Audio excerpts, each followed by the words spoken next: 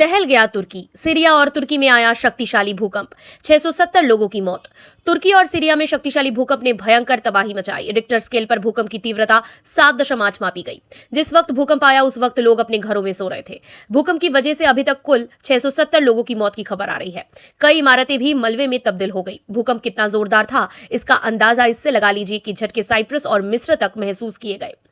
Syria के राष्ट्रीय भूकंप केंद्र के प्रमुख रायद अहमद ने सरकार समर्थक रेडियो को बताया कि यह देश के इतिहास में सबसे बड़े भूकंप में से एक था। स्वास्थ्य मंत्रालय और एक स्थानीय अस्पताल के अनुसार सीरिया के सरकार नियंत्रित हिस्सों के साथ साथ तुर्की समर्थक गुटों के कब्जे वाले उत्तरी क्षेत्र में कम से कम 245 लोग मारे गए। वहीं तुर्की के उपराष्ट्रपति फुआट ओक्टे ने जानकारी देते हुए बताया, देश के दक्षिण पूर्व में सोमवार को आए 7.8 तीव्रता के भूकंप से तुर्की में कम से कम 284 लोगों की मौत हो गई है।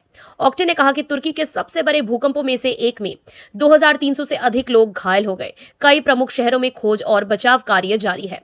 सर्दियों के बर्फीले तूफान से रेस्क्यू में बाधा आ रही थी क्योंकि प्रमुख सड़कें बर्फ से ढकी हुई है। भूकंप स्थानीय समयानुसार सुबह 4:17 में लगभग 17.9 किलोमीटर की गहराई में आया।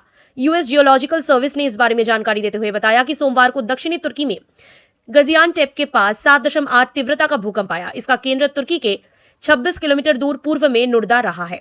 यह इलाका गाजियानटेप के पास है। इस इलाके की आबादी करीब 20 लाख है, जिसमें 5 लाख सीरियाई शरणार्थी है। आशंका जताई जा रही है कि भूकंप से बड़े पैमाने पर जानमाल का नुकसान हो सकता है। सरकार की आपदा प्रबंधन एजेंसी एएफएडी के मुताबिक भूकंप की तीव्रता 7.4 थी।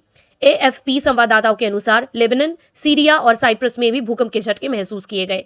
हालांकि तुर्की के अधिकारियों ने अभी तक किसी के मरने या घायल होने की सूचना नहीं दी है, लेकिन सोशल नेटवर्क पर पोस्ट किए गए वीडियो में देश के दक्षिण पूर्व में कई शहरों में नष्ट हुई इमारतों को दिखाया गया है। तुर्की दुनिया के सबसे सक्रिय भूकंप क्षेत्रों में से एक है। ड्यूज 1999 में 7.4 तीव्रता के भूकंप से प्रभावित क्षेत्र में से एक रहा। विशेषज्ञ ने लंबे समय से चेतावनी दी है कि एक बड़ा भूकंप इस्तांबुल को तबाह कर सकता है, जिसने सुरक्षा सावधानियों के बिना व्यापक निर्माण की अनुमति दी है।